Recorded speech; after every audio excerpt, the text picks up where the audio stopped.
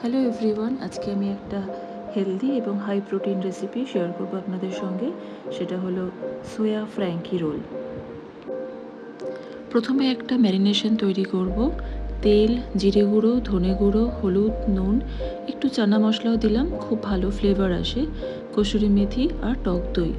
পুরোটা ভালো করে মিশিয়ে এর মধ্যে আগে থেকে গরম জলে ভেজানো সোয়া চাংসগুলোও দিলাম। 15 মিনিটের জন্য এটা রেখে দেবো।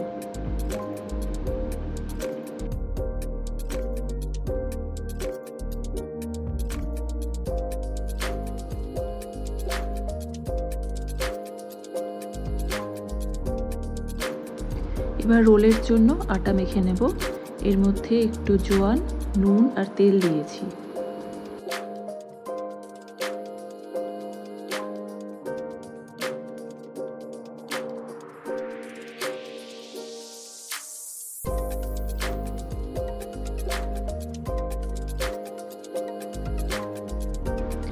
সোয়া চাংসের জন্য পেঁয়াজ আর ক্যাপসিকাম কাটছি আমি 3 রকম কালারের ক্যাপসিকাম নিয়েছি। আপনাদের কাছে যেটা অ্যাভেলেবেল থাকবে সেটাই নেবেন।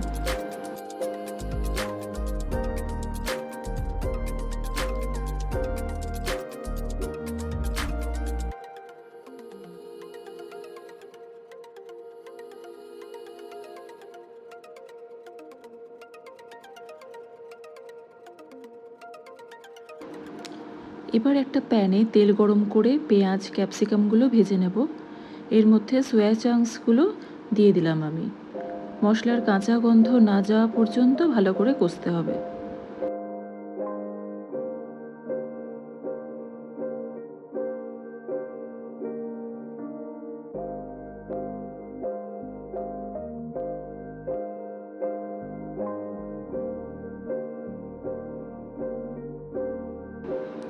রোলের জন্য রুটিগুলোকে এবার আমি বেশ পাতলা করে বেলে নিচ্ছি, সেটা দেখতেই পাচ্ছেন। এভাবে রোল তৈরি করা সহজ হয়।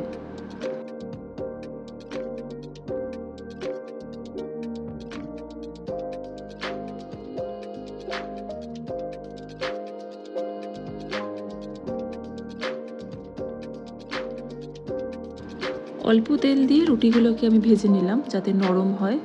খুব বেশি তেল দেওয়ার কিন্তু দরকার নেই।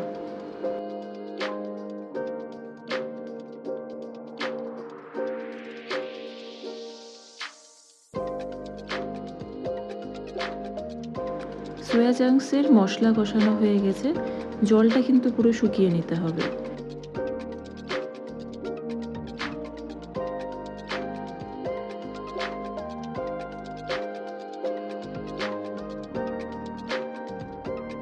এবার আমি গ্যাস অফ করে ধনেপাতা কুচি দিলাম। এবার রোলগুলো বানাচ্ছি আমি। প্রথমে আমি সোয়া চাংস যেটা মশলাটা কষিয়ে নিয়েছি সেটা দিলাম।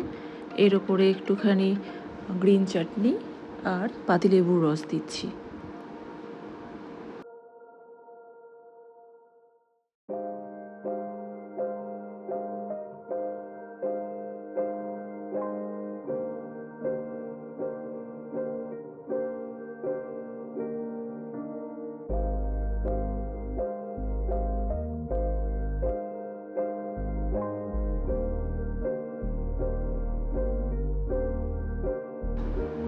একটা রোলের মধ্যে আমি একটু চিজ দিলাম আমার ছেলের জন্য, ও ভীষণ ভালোবাসে।